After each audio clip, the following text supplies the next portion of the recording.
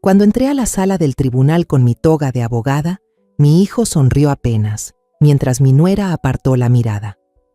El juez se quedó helado.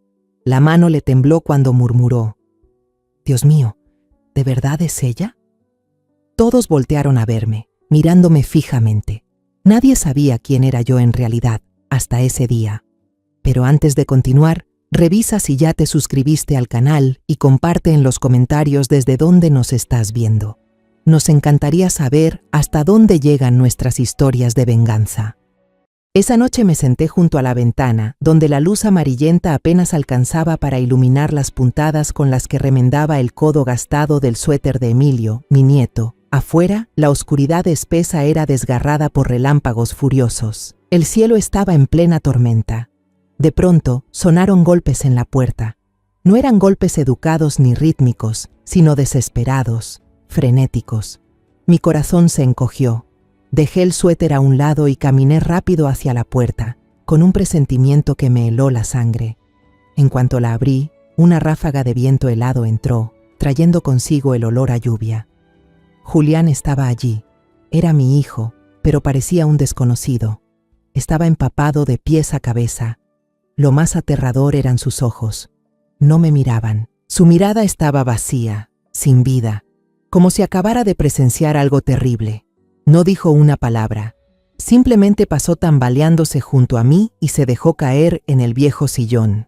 Se cubrió la cabeza con las manos, escondiendo el rostro entre las rodillas, y sus hombros empezaron a temblar sin control. Pasó un largo rato hasta que, agotado de tanto llorar, levantó la cabeza. Sus ojos estaban rojos, inyectados en sangre. Con la mano temblorosa, sacó del bolsillo de su chaqueta un fajo de papeles arrugados y mojados por la lluvia. No dijo nada, solo los empujó hacia mí. Era una solicitud de divorcio. Un divorcio unilateral emitido por el juzgado, con letras frías y afiladas como cuchillos. Entonces comenzó a hablar, con la voz entrecortada y ronca, como la de alguien que ha gritado hasta quedarse sin aire. Amalia, mi nuera, la mujer a la que él había amado con todo el alma, se había marchado 2 días antes. Dijo que iría a visitar a su madre, y Julián no sospechó nada. Pero esa mañana, mientras intentaba levantar de nuevo su pequeña empresa tras la quiebra, un funcionario del juzgado llegó al lugar y le entregó los documentos frente a las miradas curiosas de los pocos empleados que le quedaban. Leí las líneas por encima y mis manos empezaron a temblar. En el documento, Amalia enumeraba una lista de acusaciones contra Julián: violencia física, abuso psicológico, control financiero, mentiras descaradas y crueles. Yo sabía perfectamente quién era mi hijo. Desde pequeño nunca había hecho daño ni a un animal, mucho menos a la mujer con la que compartía su vida. Vendió incluso el auto que su padre le había dejado como recuerdo para que Amalia pudiera comprarse cosas. ¿Y ella se atrevía a decir que él controlaba las finanzas? Pero lo que realmente me desgarró el alma fueron las peticiones al final del documento. Amalia exigía la custodia total de Emilio y que Julián no pudiera acercarse a su hijo a menos de 100 metros. Pedía también los pocos ahorros que quedaban, el viejo coche que Julián usaba para trabajar y una compensación económica desmesurada. Quería arrebatarle todo: su dinero, su hijo y su dignidad. Levanté la vista hacia Julián. Me miraba con los ojos suplicantes de un niño perdido. «Mamá, yo no hice nada de eso. Nunca le puse una mano encima». Asentí, queriendo decirle que le creía, pero dentro de mí todo era confusión. No sabía qué hacer. Tal vez necesitaba hablar con Amalia cara a cara. A la mañana siguiente, cuando la lluvia aún no cesaba, tomé un taxi y le di al conductor la dirección del lujoso departamento al que Amalia se había mudado, según el documento judicial. Al principio, el guardia del edificio no quería dejarme pasar, pero cuando le dije con voz firme que era la abuela de Emilio, dudó un momento y llamó para confirmar. Minutos después, me permitió subir. La puerta del departamento se abrió. Amalia estaba allí, con un camisón de satén color verde esmeralda, el rostro maquillado con suavidad, radiante. No tenía ni un rastro del sufrimiento que describía en su denuncia. Cruzó los brazos sobre el pecho, se recargó en el marco de la puerta y sonrió con burla. ¿A qué viene, doña Rosa? ¿Por qué? Amalia, ¿por qué le hiciste eso a Julián? Pregunté temblando de rabia. Ella se encogió de hombros, con una frialdad que me heló. Porque ya no es suficiente para mí. Soy joven, soy hermosa, merezco algo mejor. Dígame, ¿qué puede ofrecerme él aparte de un cuartucho húmedo y deudas? ¿Y Emilio? ¿Has pensado en el niño? Su felicidad. Intenté continuar, tratando de mantener la calma. La felicidad de mi hijo es vivir conmigo, sin carencias, me interrumpió con la mirada dura. Nos veremos en el tribunal, doña Rosa. Mi abogado se encargará de todo. Ahora, por favor, márchese. La chica estaba a punto de cerrar la puerta, pero justo en ese momento una voz infantil y clara resonó desde el interior, como un rayo de sol que atraviesa las nubes grises. «Abuela, ¿eres tú, abuela? ¡Emilio!». Mi corazón dio un salto. El niño salió corriendo desde la sala, con una sonrisa radiante y los ojos brillando de alegría al verme.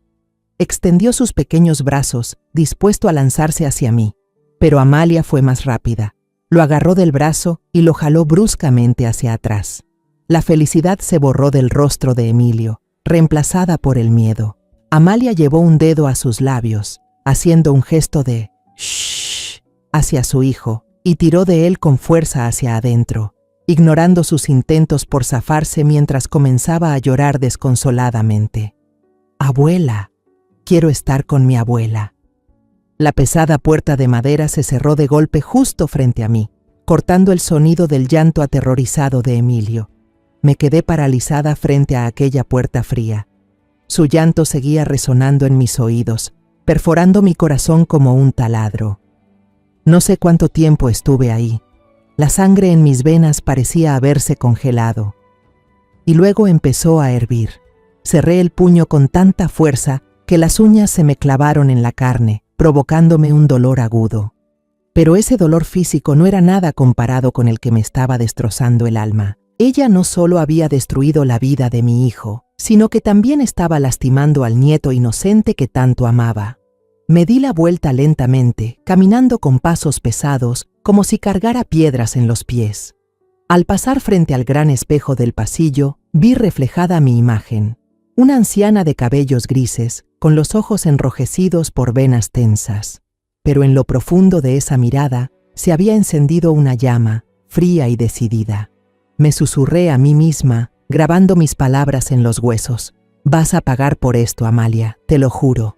Esa noche, dormir fue un lujo imposible. Incapaz de soportar la angustia en mi habitación, fui al cuarto antiguo de Julián, cubierto ya por una fina capa de polvo. Encendí la vieja lámpara de mesa. La luz amarilla y cálida iluminó los recuerdos de su juventud. En lo alto del armario había una caja de madera de roble que siempre guardé con cuidado. La abrí con manos temblorosas. El olor del viejo roble y del papel envejecido llenó el aire, trayendo consigo una avalancha de recuerdos que creía olvidados. En la parte superior estaba la foto de boda de Julián y Amalia. La tomé entre mis manos, pasando suavemente el pulgar por la superficie brillante. En la imagen, mi hijo lucía radiante con su traje de novio. Sus ojos brillaban de felicidad, y Amalia, su esposa, se apoyaba en su hombro con una sonrisa tímida y dulce. Sus ojos eran tan limpios como un lago en otoño, serenos y claros. Recuerdo perfectamente el día en que Julián me la presentó. Llevaba un vestido con flores pequeñas, el cabello suelto, y me saludó con una inclinación respetuosa. Durante la cena, no dejaba de elogiar mi estofado, diciendo que era mejor que cualquier plato de restaurante, y me pidió que algún día le enseñara a cocinarlo. En ese momento, fui tan feliz. Pensé que mi hijo había tenido suerte al encontrar una muchacha tan amable y encantadora. Luego vinieron los fines de semana felices, uno tras otro.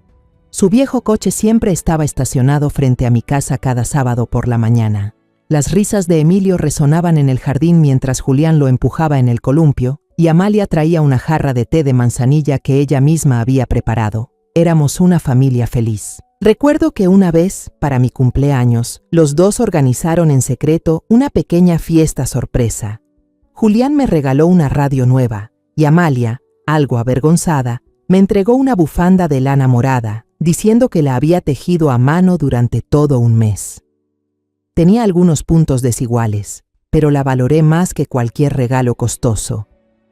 Lo llevé puesto durante todo aquel invierno, orgullosa de presumir con mi vecina a la nuera tan habilidosa que tenía. Cuando el trabajo de Julián empezó a irle de maravilla, compraron una casa grande en las afueras. Amalia me llamaba una y otra vez, emocionada, contándome sobre el color de pintura del dormitorio, las cortinas nuevas que había elegido o el pequeño jardín detrás de la casa donde pensaba plantar rosas. Pero entonces llegó la tormenta financiera. Julián fue traicionado por su socio más cercano, perdió todo su dinero y se hundió en deudas. Para ayudar a mi hijo en ese momento tan difícil, tuve que vender todo el oro que mi esposo y yo habíamos guardado durante toda la vida, aquel que pensábamos usar para nuestra vejez y para el futuro de nuestro nieto.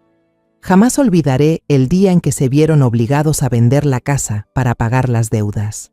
Julián cargaba las cajas en silencio. Su sombra se alargaba sobre el suelo vacío, llena de un peso de derrota. Amalia no dijo ni una palabra. Tiraba las cosas dentro de las cajas con violencia, como si descargara su ira en los objetos. Todavía recuerdo el sonido del vidrio rompiéndose cuando lanzó el marco de su foto de bodas dentro de una caja de cartón. En ese instante vi la primera grieta en su matrimonio. Los tres tuvieron que mudarse a un pequeño cuarto húmedo en un barrio pobre. Desde entonces, Amalia parecía otra persona. Empezó a llegar tarde del trabajo, con el cuerpo impregnado de un perfume caro y desconocido, y el aroma del vino flotando a su alrededor. Muchas noches tuve que correr a su casa para cocinarle a Emilio una comida caliente y acostarlo porque su madre lo dejaba solo. Una vez llegué y lo encontré con fiebre alta, temblando en la cama y llamando a su madre entre delirios. «Mamá, mamá». Julián, mientras tanto, se mataba trabajando, haciendo de todo, cargando cajas, repartiendo pedidos, para ganar cada peso. Y aún así, Amalia seguía comprando cosas caras, una bolsa Gucci de diseñador, unos tacones nuevos de Louis Vuitton. Cuando Julián le preguntó de dónde sacaba el dinero, ella le gritó con tono ácido: «Si no puedes mantenerme, que lo haga otro. No me preguntes». A menudo escuchaba por teléfono los gritos de Amalia, insultando a Julián cuando él me llamaba. «Eres un inútil. ¿Te pareces acaso a un hombre? Cometí un error al casarme con un fracasado como tú». Esa crueldad incluso la descargaba con Emilio. Me quedé helada el día que la vi golpear al niño hasta dejarle las marcas rojas por haber derramado un vaso de agua mientras gritaba: «¿Dónde tienes los ojos? Eres tan inútil como tu padre». Las sospechas dentro de mí crecían cada día. Una vez, al ayudar con la ropa, encontré en el bolsillo de su abrigo una factura de cena para 2 personas en un restaurante francés elegante, uno en el que Julián no podría entrar ni trabajando todo un mes. Otra vez, mientras cuidaba a Emilio dormido, el teléfono de Amalia se encendió sobre la mesa con un mensaje de un número sin nombre. «¿Recibiste el regalo que te mandé, mi amor?». Supe en ese momento que algo andaba mal. Intenté hablar con Julián, aconsejarle que prestara más atención a su esposa. Pero mi hijo, ciego de amor, solo lo negó. «Mamá, ella está estresada, nada más. Todo cambió tan rápido. Yo confío en Amalia. Ella nunca me traicionaría». Volví a colocar la foto de boda dentro de la caja de madera. La sonrisa tímida de Amalia en la foto me resultó extraña, distante. Aquellos recuerdos felices no eran más que una farsa montada cuando mi hijo aún era rico y exitoso. Cuando cayó el telón del dinero, su verdadero rostro apareció, desnudo y cruel. Cerré la caja con cuidado, guardando las ilusiones del pasado. El juramento que pronuncié frente a la puerta del departamento de Amalia ya no era una reacción impulsiva nacida de la rabia. Ahora se había convertido en una determinación firme, fría y clara. Toda duda en mí había desaparecido por completo. El amanecer asomaba, trayendo consigo la luz grisácea de un día lluvioso, pero en mi mente el camino que debía seguir se dibujaba con una claridad absoluta. La rabia es un fuego que quema, pero no ilumina el camino. Para vencer necesitaba razón, un plan y un aliado. No volví a entrar en la habitación de Julián. En cambio, me dirigí al viejo estante del estudio, ese que durante décadas solo había servido para guardar novelas amarillentas por el tiempo. Busqué en el cajón inferior y saqué otra caja de madera, no una de recuerdos familiares, sino una que contenía toda una parte de mi juventud. Al abrirla, pasé con cuidado entre diplomas y anuarios antiguos, hasta encontrar lo que buscaba: la foto grupal de la última clase de Derecho que dirigí antes de jubilarme anticipadamente. Entrecerré los ojos, recorriendo uno a uno los rostros jóvenes, llenos de sueños, de hace casi 30 años. Y entonces, mi mirada se detuvo. En la segunda fila, una muchacha con el cabello recogido en una coleta, rostro sereno y delicado, pero con unos ojos que destacaban sobre todo lo demás. Ojos brillantes, puros, que escondían una llama imposible de apagar. Lucía Navarro. La recordaba bien. Era la alumna más brillante del grupo. Siempre formulaba las preguntas más difíciles y discutía hasta el final para defender la justicia en los juicios simulados. Aquella chica tenía lo que yo siempre había buscado en un verdadero abogado: un corazón ardiente y una mente fría. Con una chispa de esperanza, encendí el computador y escribí el nombre Abogada Lucía Navarro en el buscador. El resultado apareció de inmediato: Bufete Navarro y Asociados. Una pequeña firma ubicada en una calle discreta, pero con reseñas muy positivas. Dedicada. Defiende a los más débiles. No teme enfrentamientos. Mi corazón se calentó. La llama que había visto en sus ojos tantos años atrás, al parecer, seguía viva. Anoté la dirección y el número de teléfono, sintiendo que acababa de encontrar la primera pieza del rompecabezas. Llamé a Lucía esa misma mañana. Cuando escuchó mi voz al otro lado de la línea, guardó silencio unos segundos, sorprendida, y luego exclamó: «Profesora Rosa, ¿de verdad es usted?». Le expliqué que se trataba de un asunto familiar urgente y le pedí reunirnos en mi casa. Lucía llegó al comienzo de la tarde. Aquella alumna de antaño ahora era una mujer adulta, segura, con un traje azul marino impecable. Pero al mirarme, sus ojos conservaban la misma mezcla de respeto y cariño de siempre. «No puedo creer que la esté viendo de nuevo», dijo Lucía, con una sonrisa aún teñida de asombro. La invité a sentarse y preparé personalmente una tetera de manzanilla para calmar los nervios de ambas. Tras unos breves saludos, fui directo al punto. Puse sobre la mesa el expediente de divorcio de Julián y lo empujé hacia ella. «Necesito tu ayuda». Mientras Lucía leía, su sonrisa se fue desvaneciendo. Su expresión cambiaba a cada página. Primero la sorpresa ante las palabras del documento, luego la compasión, y al final, una preocupación evidente frunciendo su ceño. Leía con atención, lentamente, como si no quisiera pasar por alto ningún detalle. Cuando terminó, colocó el expediente sobre la mesa y me miró. En sus ojos ya no había la seguridad inicial. Dudó un momento antes de hablar, con la voz más baja. «Profesora, la familia de Amalia, la conozco. Su padre es un inversionista inmobiliario muy poderoso, con conexiones amplias en el mundo legal y empresarial. Seguramente no contratarán a un abogado cualquiera para este caso». Lucía respiró hondo, como reuniendo valor. «Podrían presionar al tribunal, podrían incluso ejercer presión sobre mi pequeño despacho. Profesora, este no es un divorcio común. Tengo miedo de no estar a la altura». La observé en silencio, sin reproches. Entendía su miedo. Tenía una carrera, empleados, una oficina que mantener. Enfrentarse a un poder así era una apuesta demasiado grande, pero también vi en sus ojos la lucha interna entre el temor y esa llama de justicia que aún ardía. No dije nada más. Me levanté despacio y caminé hacia el viejo estante cubierto de polvo. Usé la manga para limpiar la capa de polvo sobre la puerta de vidrio, abriendo así un mundo que había sido olvidado. Saqué algunos libros de derecho civil y penal, sus lomos gastados y amarillentos por los años, y los puse sobre la mesa frente a Lucía. Luego me agaché y saqué del cajón inferior un grueso expediente, con la tapa ya descolorida. Afuera tenía una frase escrita a mano por mí misma. Caso de la niña Alma. Disputa por herencia. Abrí el expediente. Dentro no solo había documentos legales, sino también recortes de periódicos amarillentos, cuidadosamente pegados, de hace casi 30 años. Empujé uno de ellos hacia Lucía. El título principal aún se leía con claridad. La reina del derecho, Rosa Aguilar, gana un juicio imposible. Otro recorte decía: justicia para una niña huérfana tras una batalla legal desgarradora.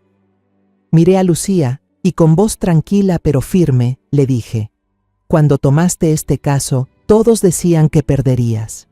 El enemigo era una gran corporación. Tenían dinero, poder y hasta el apoyo de la opinión pública que compraron. Tú, en cambio, solo tenías una cosa: fe en la verdad. La miré directo a los ojos, que vacilaban. La justicia no necesita edad, Lucía, solo necesita coraje. ¿Lo tienes? Cuando mis dedos tocaron los viejos recortes, una corriente de recuerdos intensos me arrastró hacia atrás. Recordé a la mujer que fui hace 30 años, pasando noches en vela en la biblioteca, rodeada de pilas de documentos más altas que mi cabeza, con el olor a papel viejo y café fuerte. Recordé el momento frente al tribunal, enfrentando al veterano abogado rival, un hombre de cabello canoso que se burló de mí ante el juez, llamándome una abogada novata que solo sabe abrazar libros. Recuerdo con nitidez la explosión de alegría cuando, junto a mi esposo Rafael, celebramos la victoria. Me abrazó fuerte y me dijo: te lo dije, naciste para esto, Rosa. Eres una guerrera de los que no tienen voz. Luego el recuerdo saltó al día en que Rafael yacía en cama. Su respiración se apagaba poco a poco. Apretó mi mano, con los ojos aún llenos de fe. Prométeme, Rosa, susurró, que seguirás luchando por los que no pueden luchar por sí mismos. Y después vino el recuerdo más doloroso. Tras su muerte, traté de mantenerme firme para cumplir esa promesa. Pero Julián, que tenía apenas 15 años, se derrumbó. Sus estudios cayeron. Empezó a juntarse con malas compañías. Justo el día en que me preparaba para un juicio importante, recibí la llamada de su maestra. En ese instante entendí que la justicia del mundo me necesitaba, pero mi hijo me necesitaba aún más. Y lo elegí a él. Dejé mi juramento, colgué la toga y volví a ser simplemente una madre. Cerré el expediente y volví al presente. Miré a Lucía, pero también me vi a mí misma en ella. Una vez dejé mi juramento por mi hijo. Ahora, precisamente por él, por mi nieto, debo retomarlo, pero no puedo hacerlo sola. Lucía permaneció en silencio. Miró los recortes viejos, luego mis ojos decididos y finalmente el expediente de Julián sobre la mesa. La duda en su mirada se desvaneció poco a poco, dejando lugar a una llama antigua que volvió a encenderse, brillante y poderosa. Se puso de pie con determinación, inclinó la cabeza con respeto ante mí. Aceptar ese caso. Lucharé con todas mis fuerzas, maestra. Cuando Lucía se fue, sentí dentro de mí una extraña ligereza. Tener una aliada, alguien que entiende y cree en ti en medio de esta batalla, era como encontrar un faro en medio de una noche de tormenta. Los días siguientes nos sumergimos en el trabajo. La sala de mi casa se transformó en un verdadero despacho jurídico, con documentos y expedientes legales por todas partes. Juntas, Lucía y yo trazamos las primeras estrategias, analizando cada punto débil en la demanda de Amalia. Una chispa de esperanza, aunque pequeña, comenzó a encenderse, pero subestimamos la crueldad del enemigo. Una tarde, mientras revisaba viejos precedentes judiciales, sonó el teléfono. Era Julián. Su voz al otro lado no mostraba tristeza, sino un pánico absoluto, tembloroso y casi al borde del grito. Mamá, mira, lo que ella ha hecho. Antes de que pudiera preguntar, me llegó un enlace. Temblando, hice clic. En la pantalla apareció un video que se estaba compartiendo a toda prisa en las redes. El escenario era una habitación humilde, vacía, con las paredes manchadas. Amalia estaba sentada en una cama de hierro vieja, llevaba una camiseta desgastada en el hombro, el cabello despeinado le caía sobre la mitad del rostro. No llevaba maquillaje, su cara estaba pálida, los ojos hinchados. Una imagen perfecta de una víctima digna de lástima. Empezó a llorar desconsolada, con la voz temblorosa y entrecortada, como si le costara mucho hablar. Yo no quiero armar tanto escándalo, pero ya no puedo soportarlo más. Contó que Julián la maltrataba psicológicamente desde que él se arruinó, que descargaba todas sus frustraciones y fracasos sobre mí. También lloró al decir que su suegra la humillaba, la despreciaba, porque no podía seguir dando una vida acomodada a la familia.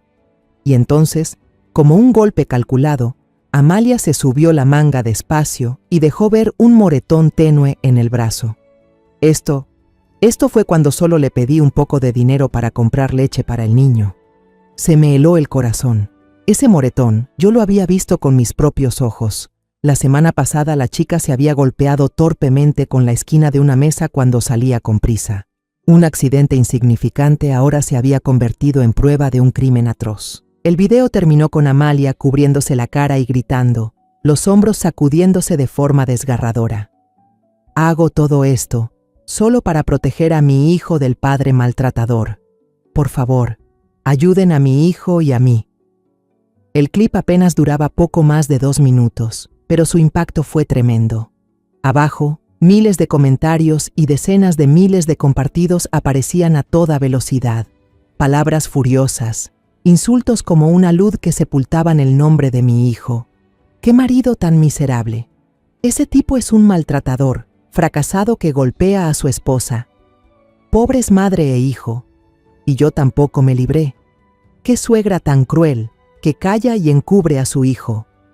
La pequeña tienda en línea que Julián intentaba levantar fue arrasada por una avalancha de reseñas de 1 estrella y ataques verbales. Publicaron su número de teléfono en la red. Mi hijo, en una sola tarde, fue juzgado y condenado por todo el mundo. A la mañana siguiente salí a abrir la puerta para ir al mercado como siempre y me encontré con una escena repugnante. Alguien había arrojado huevos podridos sobre la reja de hierro. La clara y la yema se escurrían pegajosas. Y justo al lado, con pintura roja, grande y garabateado, estaba escrito «Suegra cruel». La ira en mí no estalló de forma violenta, se transformó en un bloque helado. En silencio saqué un balde de agua y un trapo y empecé a fregar, sin importar las miradas curiosas, compasivas y hasta desdeñosas de los que pasaban. Cuando fui al mercado, la vecina que siempre me saludaba sonriente volteó la cara, fingiendo no verme. Los demás se reunían en grupitos, cuchicheando y apuntando con el dedo. Sentí el aislamiento, un muro invisible pero cortante que se alzaba a mi alrededor. Lucía llegó corriendo a mi casa poco después, con la tableta en la mano, pálida. «Señora, tenemos que hacer algo. Debemos contraatacar de inmediato. Tenemos que publicar una aclaración, contar la verdad desde nuestro lado. No podemos dejar que ella maneje la opinión pública así». Miré a mi joven alumna, alterada, y con calma le serví un vaso de agua. Negué con la cabeza. «No, Lucía, eso es justamente la trampa que ella y quien está detrás han tendido». Vi la confusión en su rostro y continué con voz lenta pero firme.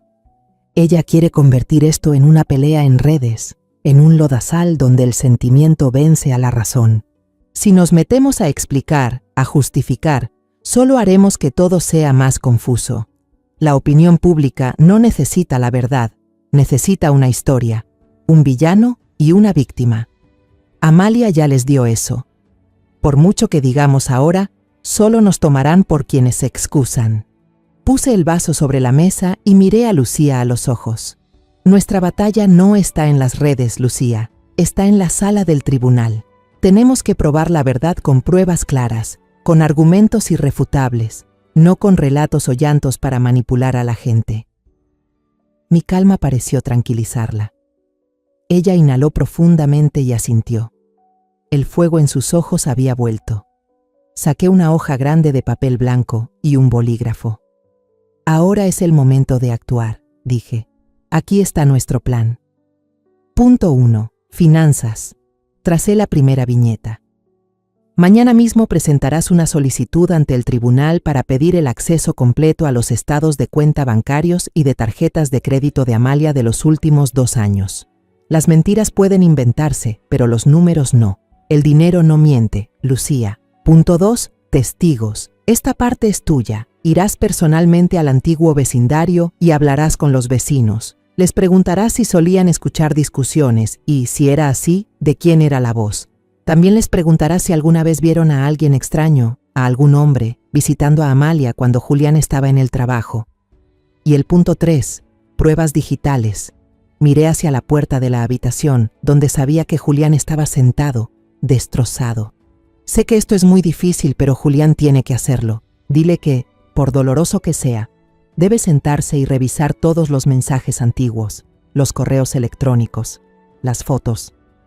Que busque cualquier contradicción entre lo que Amalia dice y lo que hace. Esa noche, Julián lo hizo. Se sentó frente al ordenador durante horas, como alguien que se desgarra la piel a sí mismo. Y entonces lo encontró. Un correo antiguo que Amalia había enviado a su mejor amiga. En él, la chica contaba entusiasmada sobre un fin de semana en un resort de playa de lujo, mostrando una foto de un cóctel junto a la piscina. Le había mentido a Julián diciendo que era un viaje de trabajo obligatorio de la empresa. Y todo ocurrió justo en el momento más difícil para la familia. Era solo una pequeña pieza de evidencia, pero para nosotros fue el primer ladrillo con el que empezar a reconstruir el muro de la justicia. Ya era de noche. Después de que Lucía y Julián se retiraran a descansar, me quedé sola en la sala silenciosa. Me acerqué al altar donde estaba la foto de boda de Rafael y mía. Con cuidado, limpié la fina capa de polvo del cristal. Miré sus ojos cálidos y su sonrisa amable en la foto y susurré: ¿Ves, Rafael? Están lastimando a nuestro hijo. Están intentando destruirlo. Te prometí que siempre lo protegería. Esta vez no usaré solo el amor de una madre. Usaré también la mente de una abogada. La justicia que perseguimos juntos toda la vida, te juro que se la devolveré a nuestro hijo. Los días siguientes ya no estuvieron marcados por la desesperación, sino por una concentración absoluta, un silencio cargado de propósito.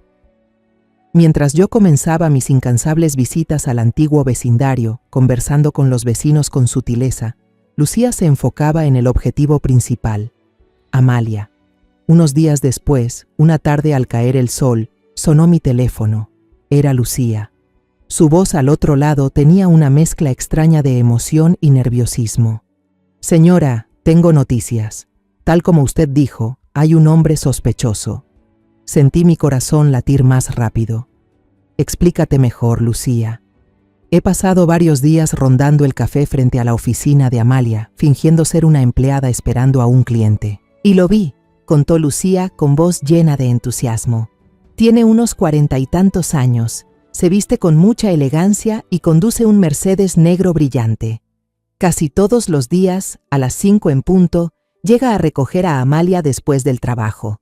No se esconden en absoluto. La chica continuó, bajando un poco la voz, como si temiera que alguien la oyera. Logré tomar algunas fotos desde lejos. Hay una bastante clara, muestra al hombre rodeando la cintura de Amalia mientras salen de un restaurante lujoso. No parecen amigos ni compañeros de trabajo, se lo aseguro. Pero eso no era todo. Lo más importante es que logré hacer amistad con una compañera de trabajo de Amalia. Ella al principio fue bastante recelosa, pero después de que mi hijo la convenciera y prometiera guardar su identidad en secreto, aceptó ser testigo. Confirmó que ese hombre era un socio adinerado de la empresa y que su relación oscura había comenzado hace mucho tiempo, incluso antes de que Julián se declarara en bancarrota. Una chispa brilló entre la niebla. Aquí está. Esta era la prueba que destrozaría la imagen de esposa desgraciada y abandonada que Amalia se había esforzado por construir. La niña era infiel, y todo había empezado cuando Julián aún la mantenía con una vida lujosa. Sin embargo, nuestra alegría no duró mucho. Justo cuando conseguimos las primeras pistas, Amalia y quien la apoyaba sacaron su armamento pesado. La chica publicó un escrito largo en su página personal. Esta vez no fue un video llorando. Era un texto solemne, con un tono de agradecimiento y de haber encontrado apoyo. Agradecía al abogado Diego Morales por su gran compasión, por aceptar defendernos a las dos, las más débiles, frente a los poderosos. La publicación venía además con una foto profesional. Amalia sentada en un lujoso sillón, con el rostro mostrando confianza, y al lado un hombre de mediana edad con las sienes canas bien peinadas, una sonrisa satisfecha y unos ojos fríos como los de un tiburón. El nombre Diego Morales me hizo fruncir el ceño. Una sensación helada recorrió mi columna vertebral. Lo conocía. Todo el círculo de abogados veteranos lo conocía. Él no era un abogado que persiguiera la justicia, era un comerciante de justicia, un director profesional de obras teatrales en tribunales. Era famoso por deformar la verdad, crear escándalos mediáticos para humillar al rival y presionar al tribunal. Su arma no eran los artículos de la ley, sino el miedo y la humillación de los demás. Mi teléfono sonó de nuevo. Esta vez la voz de Lucía al otro lado temblaba, ya sin la confianza de la tarde. Señora, es Diego Morales, es él. Ya lo sabes. Cálmate, hija. No, usted no entiende. La voz de Lucía casi se quebró. El primer caso en la carrera de mí fue enfrentarme a él. Él destruyó a mi cliente con calumnias en la prensa, le hizo perder el empleo, desintegró su familia. Perdí, señora. Perdí de forma humillante. Yo no estoy segura de poder enfrentarme a él otra vez. La llama de confianza de mi pequeña alumna recibió un balde de agua helada. Ve a mi casa de inmediato, Lucía. Ordené con voz firme. Cuando Lucía llegó, la vi realmente aterrada, las manos entrelazadas hasta quedar blancas. Puse mi mano en su hombro, obligándola a mirarme a los ojos. Lucía, mira a la señora aquí. Gente como Diego Morales son como perros que ladran muy fuerte. Su única arma es el miedo. Si tú tienes miedo, has perdido desde el principio. Pero si te mantienes serena, el propio ladrido de él denunciará el vacío que hay dentro. La llevé al escritorio y tracé una estrategia completamente nueva. A partir de ahora, no atacaremos a Amalia de forma directa. La niña no es más que un títere. Nuestro objetivo ahora es quien mueve los hilos. Diego Morales. Debemos estudiar todos sus casos antiguos, encontrar su método de operación, hallar la debilidad en la forma en que fabrica pruebas. Siempre tiene un guión, y debemos aprender ese guión antes que él. Luego le encargué a Lucía una misión especial, una tarea más peligrosa. Sigue vigilando a Amalia y a su amante, pero no te limites a tomar fotos. Busca la forma de grabar. Necesitamos una prueba irrefutable, una confesión de su propia boca. No pasó mucho tiempo antes de que el entorno de Diego empezara a actuar, tal como era su estilo. La oficina de Lucía recibió una carta de propuesta de conciliación, pero el contenido no era otra cosa que una amenaza envuelta en papel de seda. Él le propuso a Julián firmar un documento renunciando a todos sus bienes y a la custodia de su hijo, a cambio de que Amalia retirara la demanda y no hiciera más escándalo en la prensa. Fue un golpe directo al orgullo de mi hijo. Después, algunos periódicos sensacionalistas, que yo sabía que eran manejados por los hombres de Diego, empezaron a publicar rumores falsos sobre el pasado de Julián, sacando a la luz errores insignificantes de su época universitaria y pintándolo como un hombre con antecedentes de violencia y problemas psicológicos. Y entonces comenzaron las llamadas anónimas. Lucía me contó que alguien la llamaba a medianoche, sin decir nada, solo respirando al otro lado de la línea. A veces, una voz ronca de hombre la advertía: no te metas en lo que no te importa si quieres seguir tranquila con tu trabajo. Yo sabía que ese era el clásico ataque psicológico de Diego.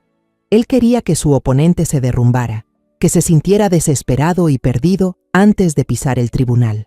Al ver a Lucía cada vez más pálida por las noches sin dormir, y a Julián más encerrado en sí mismo, atrapado en la desesperanza, entendí que ya no podía seguir solo dirigiendo desde las sombras. El fuego de la rabia en mí se había apagado, dejando lugar a una frialdad decidida, la de una guerrera que se prepara para la batalla. Le dije a Lucía durante una reunión estratégica: te estás enfrentando a hombres que se creen dioses, que piensan que pueden comprar el destino de los demás con dinero y manipulación. Nuestro trabajo es recordarles que, en este mundo, la justicia todavía está del lado de los seres humanos. Tomé mi decisión. No aparecería públicamente, pero debía estar ahí. Asistirás a la primera audiencia como observadora, le dije a Lucía. Quiero ver con mis propios ojos qué trucos van a usar. El día de la primera audiencia, el cielo estaba gris. Al entrar en la sala del tribunal, sentí una corriente de aire helado que lo envolvía todo.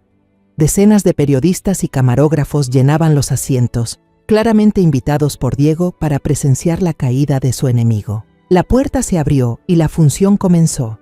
Amalia apareció, acompañada por el propio Diego Morales, quien la sostenía del brazo como si fuera una muñeca de porcelana a punto de romperse.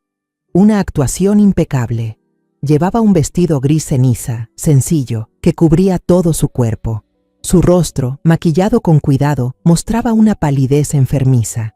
Caminaba con pasos débiles, tropezando de vez en cuando, apoyándose en el brazo firme de Diego. En la sala se escucharon murmullos de compasión y el clic constante de las cámaras. Miré a Julián. Mi hijo estaba sentado en el banquillo del acusado, con la espalda recta, rígida, aferrándose al último vestigio de su dignidad. Pero debajo de la mesa vi que sus manos temblaban. Los dedos apretados entre sí se habían puesto blancos. Me senté al fondo, en una esquina oscura, intentando pasar desapercibida. Mi corazón se encogía, pero la razón me decía que debía mantener la calma. Cuando la llamaron a declarar, Amalia comenzó su testimonio entre sollozos. Contó que pasaba noches enteras escuchando los insultos y gritos de Julián después de que el negocio fracasara. Dijo que la había dejado sin comer, que la había aislado de sus amigos y su familia. Cada mentira que salía de su boca era aprobada con un gesto compasivo de Diego, como si él hubiera sido testigo de todo. En el clímax de la función, Diego anunció con solemnidad que tenía una prueba irrefutable. Proyectaron en una pantalla grande un video corto. Dijo que mostraba a Julián rompiendo cosas durante un ataque de ira incontrolable. El video era borroso y tembloroso, grabado desde un ángulo oculto. Solo se veía una figura masculina moviendo los brazos y luego el sonido de objetos rompiéndose. La sala estalló en exclamaciones. Yo lo sabía. Sabía que era la noche en que Julián, agotado, dejó caer accidentalmente una pila de platos mientras ayudaba a su esposa. Pero en las manos del equipo de Diego, con su edición de sonido y cortes precisos, lo habían convertido en una típica escena de violencia doméstica. Los periodistas se volvieron locos, tomando fotos sin parar. Entonces llegó el turno de Lucía para responder. Vi a mi antigua alumna inhalar profundo, tratando de mantener la calma ante la presión abrumadora. Presentó pruebas del gasto excesivo de Amalia, mostrando los extractos de sus tarjetas con cenas costosas y compras de lujo. Pero Diego Morales, fiel a su fama de tiburón, desmanteló cada argumento con facilidad. Se puso de pie y esbozó una sonrisa a medias, llena de compasión. Honorables jueces, señoras y señores, ¿qué estamos viendo aquí? Un lamentable intento de difamar a la víctima. Mi defendida, en un momento de dificultad, cuando más sola estaba, recibió consuelo, pequeños regalos de amigos cercanos. ¿Acaso una mujer maltratada y abandonada no tiene derecho a recibir consuelo de los demás? La parte demandada está intentando convertir la compasión de sus amigas en el delito de mi clienta. Cuando Lucía trató de cambiar el rumbo, dispuesta a exponer la relación de Amalia con el hombre extraño que la niña había estado siguiendo, Diego se levantó de inmediato con voz de acero. Objeción. Me opongo categóricamente. Esto es una difamación de honor personal, una artimaña sucia para distraer al tribunal del carácter real del caso, que es la violencia. Esto no tiene nada que ver con la demanda.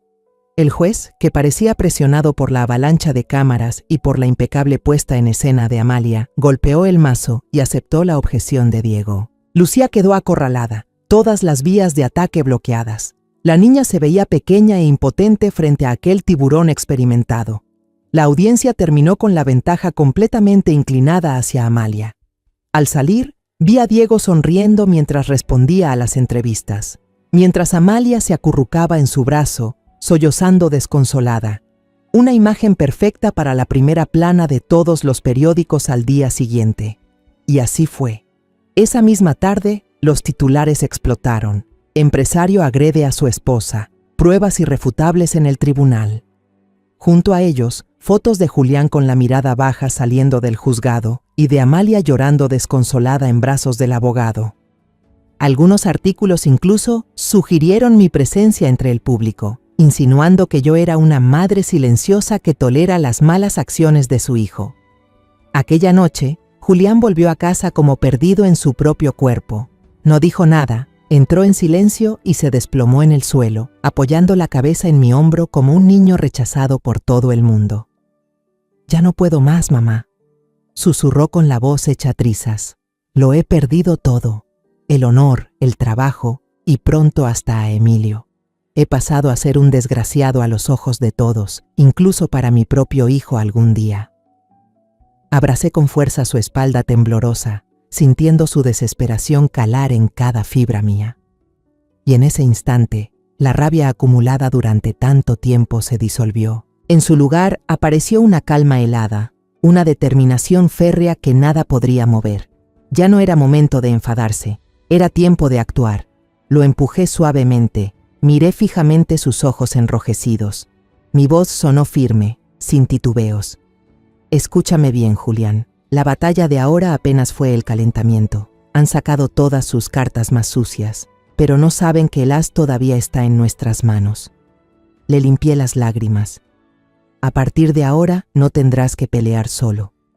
Por ti, por Emilio, volveré. Una última vez, pero será la decisiva». A la mañana siguiente no fui al mercado de siempre. Lo primero que hice fue tomar el teléfono y llamar directamente al despacho de Lucía. «Lucía», dije con voz serena, «prepárame un expediente. Yo, Rosa María Aguilar de León, presento formalmente mi solicitud para actuar como abogada auxiliar en el caso de Julián Aguilar». La llamada al despacho de Lucía esa mañana no fue un acto impulsivo, sino una jugada meticulosamente calculada después de una noche en vela. Mi licencia para ejercer había sido renovada durante años, un hábito que mantenía como forma de aferrarme a la memoria de Rafael. Ahora se había convertido en mi arma. Sin embargo, después de completar los trámites, pedí a Lucía que mantuviera absoluto secreto. No se lo dije a Julián.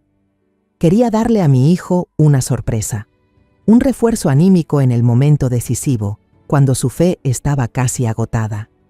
En los días de espera hasta la siguiente audiencia, convertí mi sala en una verdadera sala de operaciones. Quité la mesa del comedor, la reemplacé por pilas de viejos libros de derecho, con lomos gastados, desprendiendo ese olor característico del papel envejecido. Me puse las gafas de lectura y usé marcadores de colores para resaltar cada cláusula, cada caso relacionado con la falsificación de pruebas y la difamación.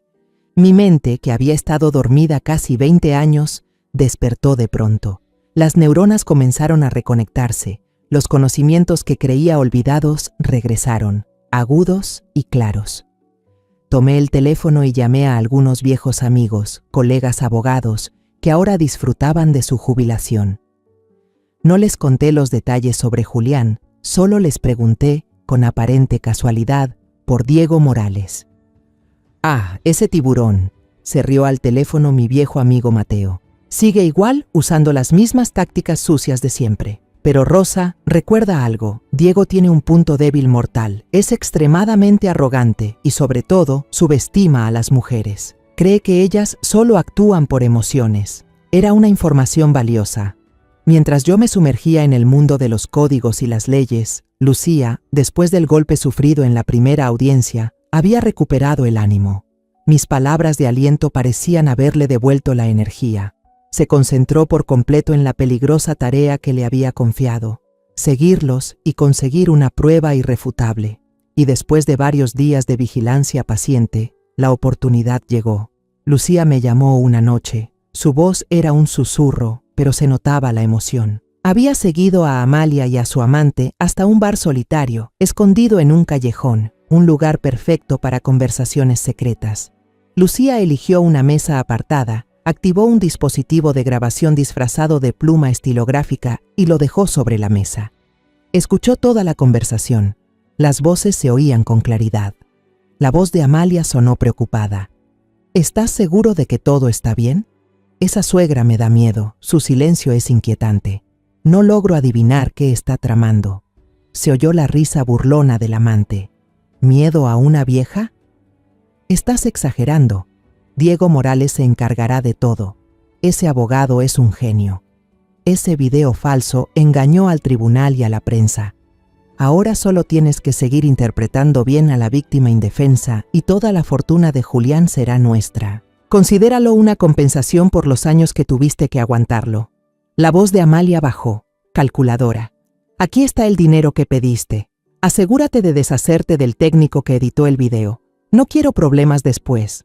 Lucía no solo grabó el audio, también logró filmar el momento en que Amalia le entregaba un sobre grueso al amante. Aunque el bar estaba oscuro, el gesto y la conversación eran pruebas imposibles de refutar. Era una bomba. El día del segundo juicio, asistí nuevamente como espectadora, pero esta vez no me senté al fondo. Elegí un asiento más cerca, justo detrás de Julián y Lucía, lo bastante próxima para que mi hijo sintiera mi presencia. Lucía, segura de tener el as bajo la manga, pidió permiso para presentar las nuevas pruebas. Cuando el audio comenzó a sonar y el video se proyectó, la sala entera se llenó de murmullos. Vi a Julián volverse hacia Lucía con los ojos muy abiertos, entre sorpresa y gratitud. Pero Diego Morales, tras un instante de desconcierto, recuperó enseguida su rostro de zorro viejo. Se levantó antes de que el video terminara, su voz retumbó en la sala. Señoría, me opongo rotundamente a esta prueba. Esto es inadmisible. Señaló a Lucía. Esa grabación y video fueron obtenidos ilegalmente, sin el consentimiento de mi clienta. Esto es una violación grave a la privacidad y una infracción directa de la ley. Además, la calidad del audio y del video es pésima. ¿Cómo pueden asegurar que esa sea la voz de mi clienta? Luego la atacó directamente, con un tono sarcástico y despreciativo. ¿O acaso la joven abogada, desesperada por encontrar pruebas, recurrió a métodos tan sucios para difamar a una mujer inocente? ¡Qué vergüenza para nuestra profesión! El juez, aunque visiblemente impactado por el contenido de la grabación, tuvo que admitir que, desde el punto de vista legal, los argumentos de Diego eran correctos. La evidencia obtenida de manera ilegal es muy difícil de aceptar en un tribunal. El juez golpeó el mazo y declaró que se necesitaba tiempo para que los peritos verificaran la autenticidad del video antes de decidir si sería admitido o no. Un contragolpe fallido. Lucía quedó completamente atónita. Todo el esfuerzo de tantos días y noches, todo el riesgo que había corrido, fue rechazado de manera cruel, con unas cuantas palabras llenas de artimañas. Se dejó caer en la silla, con los ojos llenos de lágrimas, mientras la seguridad que había mostrado se desvanecía por completo. Julián miró el video suspendido y luego volteó hacia Amalia. Ella y su amante se estaban regalando una sonrisa triunfante. La chispa de esperanza que acababa de aparecer en los ojos de mi hijo se apagó de golpe, reemplazada por un vacío desesperado. Bajó la cabeza, los hombros le cayeron, aceptando la derrota. Yo, sentada justo detrás, lo vi todo. Vi la impotencia en los ojos húmedos de Lucía, vi la desesperación absoluta de mi hijo, y vi la arrogancia y el orgullo de los mentirosos. En mi pecho, una llama que llevaba tiempo ardiendo en silencio se encendió con furia. Me levanté y puse suavemente una mano en el hombro de Lucía. Me susurré a mí misma, con una determinación inquebrantable. Ustedes ya pelearon suficiente. Ahora me toca a mí. Mientras todos murmuraban confundidos, salí de la sala del tribunal sin decir palabra. No fui hacia la puerta principal. Fui directo al vestidor de los abogados, donde esa mañana le había pedido a una amiga que enviara mi antigua toga. Me paré frente al espejo largo. Me quité el abrigo beige de ama de casa y me puse la toga negra de abogada. Me acomodé el cabello canoso, respiré hondo. La mujer del espejo ya no era la rosa amable y callada. En sus ojos brillaba una frialdad afilada. Era la reina del derecho y había regresado. Empujé con fuerza la pesada puerta de roble de la sala y entré. El sonido de mis pasos sobre el piso de madera pulida resonó firme, nítido, rompiendo el silencio repentino que se apoderó del lugar. Todas las voces se apagaron. Cientos de ojos, de periodistas, abogados y asistentes, se volvieron hacia mí, una anciana de cabello plateado con una toga gastada. Las cámaras comenzaron a parpadear, pero esta vez no con curiosidad morbosa, sino con asombro absoluto. Julián, que tenía la cabeza gacha en la desesperación, levantó la vista al escuchar esos pasos tan familiares. Cuando me vio, vestida con la toga que solo conocía por fotos antiguas, abrió los ojos de par en par. La desesperanza en su rostro desapareció, sustituida por una chispa increíble, una esperanza nacida de las cenizas. Y entonces, una sonrisa temblorosa, entrecortada, se dibujó en sus labios resecos. Del otro lado, Amalia se estremeció como si la hubiera atravesado una descarga eléctrica. Su sonrisa triunfal se congeló y se transformó en una expresión de pánico imposible de ocultar. Me miró fijamente, luego giró hacia Diego en busca de ayuda. Su rostro se puso pálido, bajó la cabeza y entrelazó las manos con fuerza. Sabía perfectamente que mi aparición allí no era solo como la madre de Julián. Diego Morales también se quedó paralizado. La soberbia se borró de su cara. Entrecerró los ojos, con esa mirada de tiburón, tratando de recordar quién era esa anciana, con una presencia tan imponente. Pero el juez en el estrado, el señor Esteban Vargas, no tenía dudas. Era de mi generación. Se levantó de golpe, algo inaudito en una audiencia formal. Se quitó los lentes, se frotó los ojos varias veces, sin poder creer lo que veía. Luego, con la voz temblorosa y amplificada por el micrófono, dijo lo suficientemente alto para que todos lo oyeran. Dios mío, ¿Rosa María Aguilar de León? ¿De verdad es usted? Ese nombre cayó como una bomba en medio de la sala. Toda la sala estalló en murmullos de asombro. ¿Rosa Aguilar, la reina del derecho? Pero si se retiró hace casi 20 años. Los abogados mayores presentes me miraban con respeto y un poco de cautela. Conocían ese nombre, conocían las leyendas que lo acompañaban. El juez Esteban, tras recuperar la compostura, se sentó y me presentó en voz alta, con tono solemne. Para quienes no la conozcan, esta es la abogada, Rosa Aguilar, una de las grandes figuras, una leyenda de nuestra profesión. No me importaban esas palabras. Todo eso pertenecía al pasado. Caminé directamente hacia la mesa de defensa y dejé mi viejo maletín sobre la madera con un golpe seco. Miré a Lucía, que seguía ahí, confundida, como si no pudiera creer lo que estaba pasando. Le sonreí, una sonrisa tranquila. Lo hiciste bien, hija, ahora déjamelo a mí. Luego me giré y encaré directamente a Diego Morales. Mi mirada era fría, sin una pizca de emoción. Mi voz, serena pero firme, resonó con autoridad. Abogado Morales, soy Rosa María Aguilar, asesora legal de la parte demandada. Si no tiene inconveniente, me gustaría continuar. Empecemos de nuevo con la prueba que usted calificó como obtenida ilegalmente. ¿Le parece? Diego tragó saliva. Ya sabía con quién se enfrentaba. Ya no era el único tiburón en ese estanque. No discutí la legalidad de la grabación. Era una trampa que él mismo había tendido y no pensaba caer en ella. En cambio, le di la vuelta a la situación. Señoría, dije con voz firme, no solicitamos que la grabación sea usada como prueba directa para acusar. Solo pedimos que sirva como base para citar a declarar a los dos participantes de la conversación, la señora Amalia y el hombre que la acompañaba, a fin de que testifiquen directamente ante este tribunal sobre el contenido del audio. Diego Morales se quedó sin palabras. Podía objetar la legalidad de la grabación, pero no podía oponerse a la citación de testigos. Había convertido su arma en la mía. Sin dejarle tiempo para reaccionar, continué desmontando cada prueba que él había presentado en la audiencia anterior. Sobre el moretón en el brazo de la demandante, dije mientras mostraba un documento firmado. Esta es la declaración de la señora Elvira, vecina de él, cuarto contiguo al del señor Julián. Ella afirma haber visto con sus propios ojos cómo la señora Amalia resbaló y se golpeó el brazo contra la mesa de roble justo un día antes de publicar el video.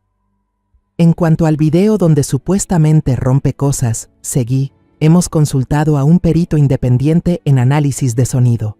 Este es el informe. Levanté el documento. Los resultados muestran que el ruido de rotura en el video coincide exactamente con el sonido de cerámica al quebrarse, tal como declaró Julián, que solo había tirado accidentalmente una pila de platos. El sonido es completamente distinto al de romper muebles o un televisor. Y por último, respecto a la acusación de haber sido dejada sin comida, saqué un fajo de extractos bancarios que Lucía había obtenido. Señoría, mientras la demandante lloraba diciendo que su marido la dejaba pasar hambre, estos registros de su tarjeta muestran que cenaba frecuentemente en restaurantes caros y compraba en tiendas de lujo. Los números no mienten. Cada argumento era preciso, conciso y respaldado por pruebas irrefutables. Diego Morales pasó de la autosuficiencia a la incomodidad y luego al sudor frío. Intentaba levantarse para objetar, pero cada vez lo silenciaba con fundamentos legales sólidos. Entonces lancé el golpe final. Me giré hacia el público y fijé la mirada en el amante de Amalia, sentado en la tercera fila. Su rostro ya empezaba a palidecer. Hablé en voz alta, con tono cortante. Señoría, para esclarecer aún más este entramado de engaños, solicito que se cite de inmediato al espectador sentado en la tercera fila. Tenemos pruebas de que participó en la fabricación de pruebas falsas y recibió dinero directamente de la demandante en el video que la defensa del abogado Morales acaba de negar. El hombre dio un brinco, como si lo hubiera picado una abeja. Su rostro se desfiguró por el miedo. En un arrebato de pánico, se levantó y trató de correr hacia la salida. Pero ya era tarde. 2 oficiales del tribunal se acercaron y lo detuvieron al instante. Ese gesto, más que 1000 palabras, fue una confesión. Amalia, al verlo, se vino abajo por completo. La chica se dejó caer en el asiento, con el rostro completamente pálido. La tragedia que había planeado con tanto cuidado había llegado a su fin de la manera más miserable posible. El juez Esteban golpeó con fuerza el mazo sobre la mesa. El sonido retumbó en toda la sala.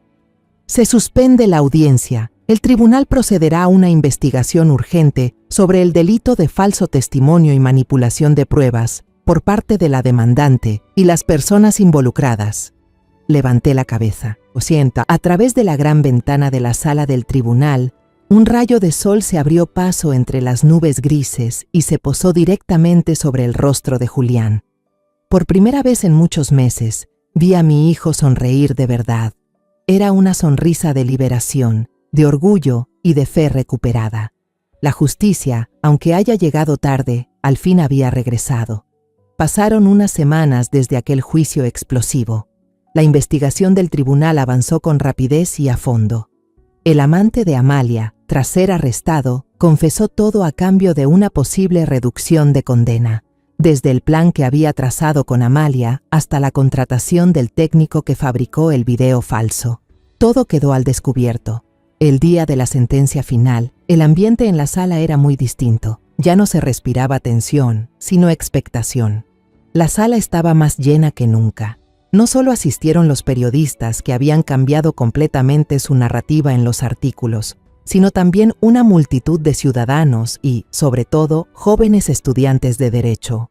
No venían a presenciar un simple divorcio, sino a ser testigos del momento que llamaban el regreso de una leyenda.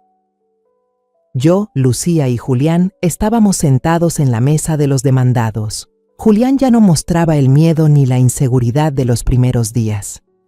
Mi hijo se sentaba erguido, con los hombros abiertos y la mirada firme, serena, dirigida al frente. La mancha de la injusticia había sido limpiada, devolviéndole la dignidad que siempre tuvo. Lucía, a su lado, me miraba de vez en cuando con ojos brillantes, llenos de admiración y gratitud. Del otro lado, Amalia estaba sola. La silla de su abogado defensor permanecía vacía. Diego Morales, el astuto tiburón, había rescindido el contrato por iniciativa propia tras enfrentarse a la posibilidad de perder su licencia profesional de por vida por complicidad en la falsificación de pruebas. Sin el vestido elegante ni el maquillaje impecable, Amalia lucía realmente demacrada.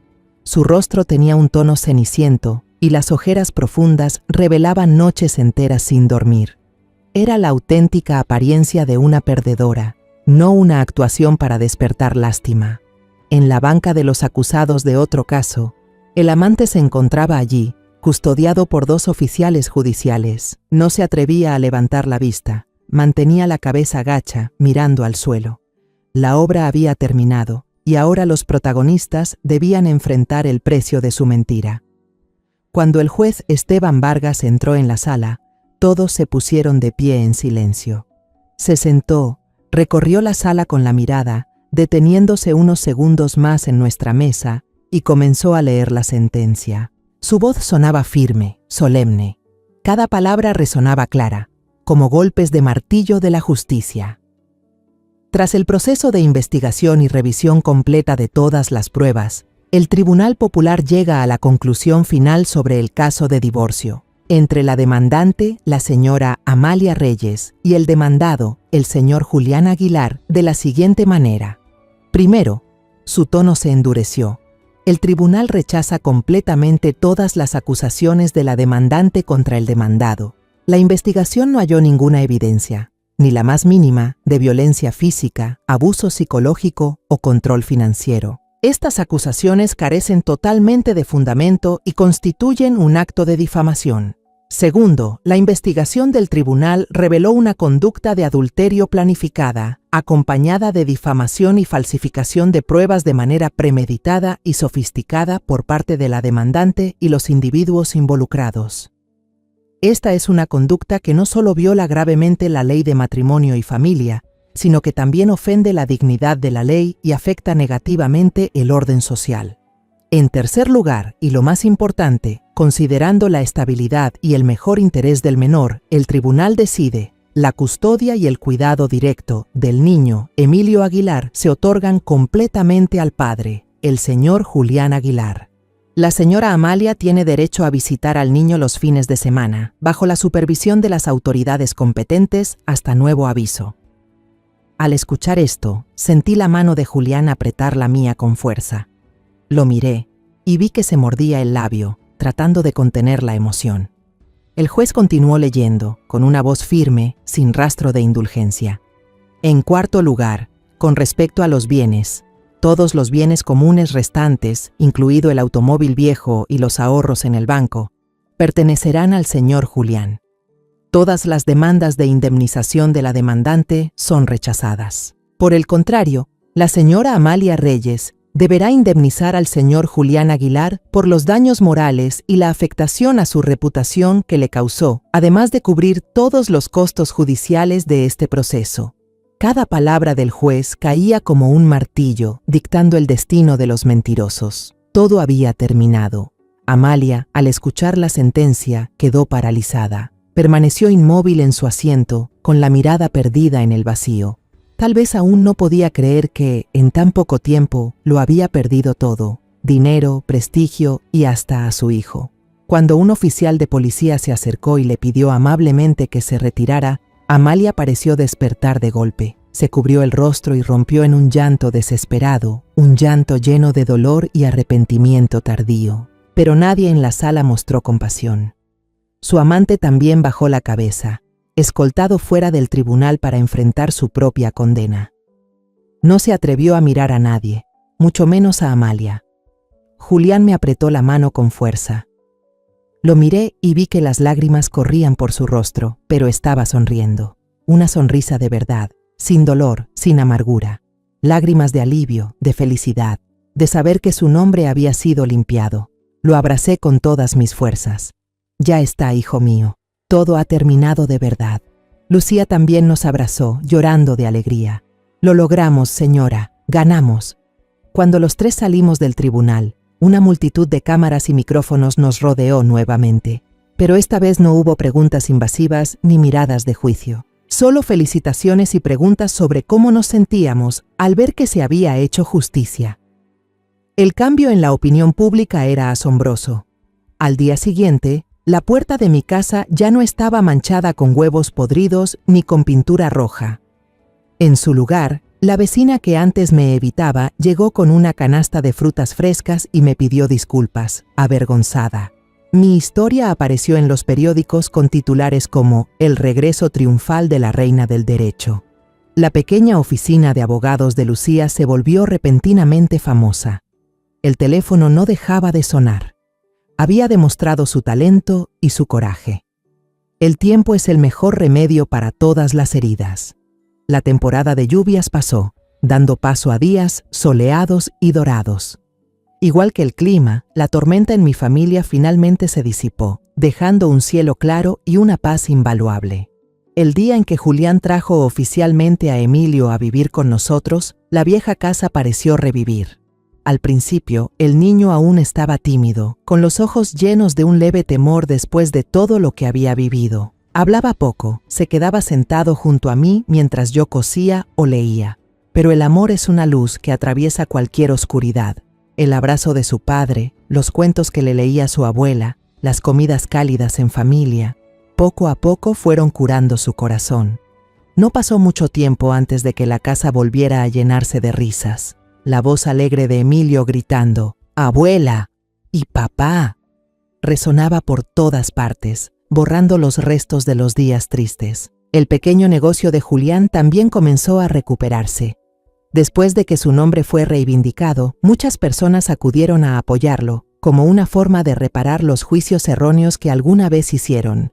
Pero Julián ya no se obsesionaba con el trabajo como antes. Había cambiado, aprendió a equilibrar su vida. Dedicaba todo su tiempo libre a Emilio. Suelo ver a esos dos jugando fútbol en el patio o concentrados armando algún modelo de robot complicado. Julián se ha convertido en un padre de verdad, paciente, firme y lleno de amor. Y en esta nueva etapa de nuestras vidas apareció una presencia cálida más. Lucía se volvió una visitante habitual de la familia. Casi todos los fines de semana pasaba por la casa, a veces trayendo un cómic nuevo para Emilio, a veces una caja de pasteles hechos por ella misma. Jugaba con el niño de forma natural, le enseñaba a dibujar y le contaba historias de héroes. Yo me sentaba en el porche, observando en silencio. Veía la ternura y la gratitud en la mirada de Julián hacia Lucía cuando ella respondía con paciencia las preguntas inocentes de Emilio. También veía la admiración y el cariño en la forma en que Lucía le devolvía la mirada a Julián. Entre ellos no había palabras grandilocuentes, solo comprensión y un respeto profundo, construido sobre la base de una batalla que habían librado juntos. Una nueva relación, pura y sólida, empezaba a florecer en el tranquilo jardín de mi hogar. Después del juicio, mi nombre volvió a ser conocido. Varias firmas de abogados importantes me enviaron ofertas, prometiendo un puesto de asesora senior con un salario generoso. Querían tener el nombre Rosa Aguilar para darle prestigio a su marca, pero yo rechacé todas con cortesía. No había luchado por dinero ni por fama. Volví por mi familia y ahora entendía que aún tenía una promesa pendiente con Rafael. Usé todo el dinero de la indemnización que Amalia tuvo que pagarme, junto con parte de mis ahorros, para alquilar una pequeña oficina en una calle tranquila. No la decoré con lujos. Solo un escritorio, algunas sillas y una gran estantería. Allí fundé una organización sin fines de lucro llamada Justicia para Todos. Era un lugar dedicado a ofrecer asesoría legal gratuita a mujeres vulnerables, víctimas de violencia doméstica, personas sin recursos ni voz para contratar a un abogado. Lucía, a pesar de estar ocupada con su propio despacho cada vez más exitoso, seguía ofreciéndose como voluntaria para ayudarme en sus días libres. Nuestra pequeña oficina pronto se convirtió en un refugio, un faro de esperanza para muchas vidas marcadas por el sufrimiento. La promesa que le hice a mi esposo junto a su cama de hospital, al fin se ha cumplido por completo. Una tarde de domingo hermosa, me senté en la vieja silla de mimbre del jardín, con una taza de té de manzanilla caliente entre las manos. Frente a mí, Julián y Lucía estaban construyendo un castillo de arena con Emilio. El sol dorado, suave como la miel, bañaba sus cabellos con destellos brillantes. La risa clara de Emilio se mezclaba con las voces cálidas de Julián y Lucía, junto al canto alegre de los pájaros entre las ramas. Era un cuadro de paz absoluta. Cerré los ojos y respiré profundamente el aroma del pasto y de las rosas. Todos aquellos días de tormenta volvieron a mi mente, pero ya no dolían. eran como una vieja película. Vi de nuevo la noche en que Julián golpeó mi puerta, desesperado, la sonrisa triunfante de Amalia, el miedo en los ojos de Lucía, y aquel instante en que me volví a poner la toga de abogada, sintiendo el peso de la justicia sobre mis hombros. Sonreí para mí misma. La vida me había arrebatado al hombre que amaba, y por poco destruye el honor de mi hijo. Pero al final me devolvió algo más grande, un propósito que daba sentido a todo. Al fin la justicia ha florecido, Rafael, susurré al viento. La vieja toga de abogada, testigo de mi última batalla, ya no la guardé en el armario. La coloqué dentro de un marco de cristal y la colgué en la pared principal de mi oficina, Justicia para Todos, justo detrás de mi escritorio. Cada día, cuando las mujeres llegan cargando dolor y desesperanza, lo primero que ven es esa toga. Para mí, ya no es un trofeo de una guerra pasada. Es una flor, un símbolo eterno de la fe inquebrantable de que, por más oscura y fría que sea la noche, por más astuto y poderoso que parezca el mal, si tenemos el valor de levantarnos, la justicia siempre encontrará el camino para brillar. La historia que acabas de escuchar ha cambiado nombres y lugares para proteger la identidad de las personas involucradas. No la contamos para juzgar, sino con la esperanza de que alguien escuche y se detenga a reflexionar. ¿Cuántas madres están sufriendo en silencio dentro de su propio hogar? Me lo pregunto sinceramente. Si tú estuvieras en mi lugar, ¿qué harías? ¿Guardarías silencio para mantener la paz o te atreverías a enfrentarlo todo para recuperar tu voz? Quiero saber tu opinión, porque cada historia puede convertirse en una vela que ilumine el camino de otra persona. Dios siempre bendice, y estoy convencida de que la valentía nos guiará hacia días mejores. Por ahora, en la pantalla final, dejaré 2 de las historias más queridas del canal. Estoy segura de que te sorprenderán. Gracias por haberte quedado conmigo hasta este momento.